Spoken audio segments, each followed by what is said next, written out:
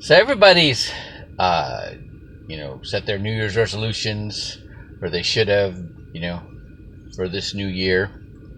And I'm hearing all kinds of videos talking about, you know, if you don't, really change yourself, then, people don't usually stick to the resolutions. Okay, so I'm thinking about that. And, your body, every cell in your body, like, rejuvenates itself in like 3 months. And so if you work out and you change your diet, theoretically, you can be a whole new person in 3 months. Okay, physically. Okay, um, so I believe that through your association, people that you're around, or books that you're reading, or videos or tapes that you're listening to or watching, then you will, again, rejuvenate yourself. You can change yourself. Okay, so this last year I listened to a lot of Jake Ducey and Andreas Schulman videos, probably the most I listened to. But I started getting into um, uh, David Goggins and Billy Alsbrook. All right, and they're talking about the grind and hardship and pain and okay, and I'm like, I don't like none of that, right? But I remember when I was boxing with Roy Jones Sr., he told me that if it's not fun, don't do it. It's got to be fun, right? Have fun boxing. So I started having fun boxing. I started winning fights, right?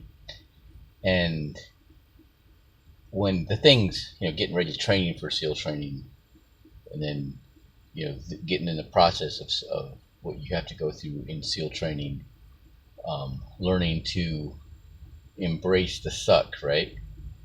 You know, uh, I got to go through Hell Week two times complete, and David Goggins did 3 Hell Weeks, right? And he learned, like Wednesday, he had his whole boat crew, like the third time around, just really motivated and excited, right? Wednesday, when everybody else is dragging, right? Well, that happened to me, but it was just me, right?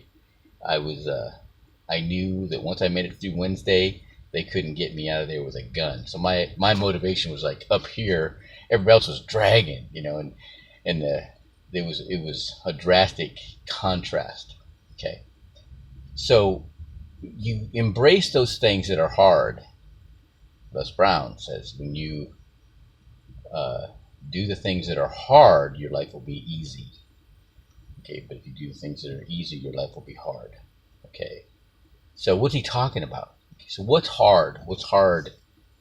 With what I do is getting through to people, get people to understand the message of what I'm offering them. Okay, and I just had a conversation. I'm in love with the Transamerica Wealth and Health community. All right, and there's a bulletin board that's got different threads: fitness, nutrition, stress and retirement, budgeting and debt management. And people continue. They write on, they blog on there, or they put videos up, or links to websites, whatever, right? But their purpose is there's 2 groups of people to get together. People that did a good job producing, working and saving, so now they got their retirement fund, but they didn't focus on their health. And so if they may not be in good enough health to go on vacation, or if they are, all they can really do is go eat at the buffet.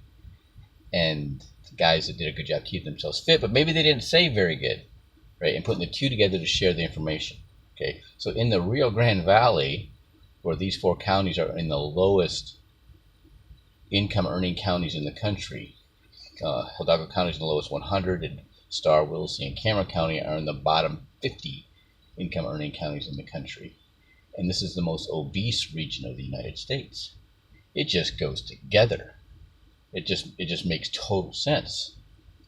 So there's all, just teaching people you know you know the IRS code 7702, which allows your money to grow tax deferred and tax advantaged when you take it out in a life insurance contract. And then there's all kinds of benefits of life insurance, Keyman Insurance. That way, if you're a partner in a business, and your partner dies, it pays off the spouse. So you have the business yourself. You're not having to deal with your partner's widow, or widower husband, I guess, depending on what the situation is, right?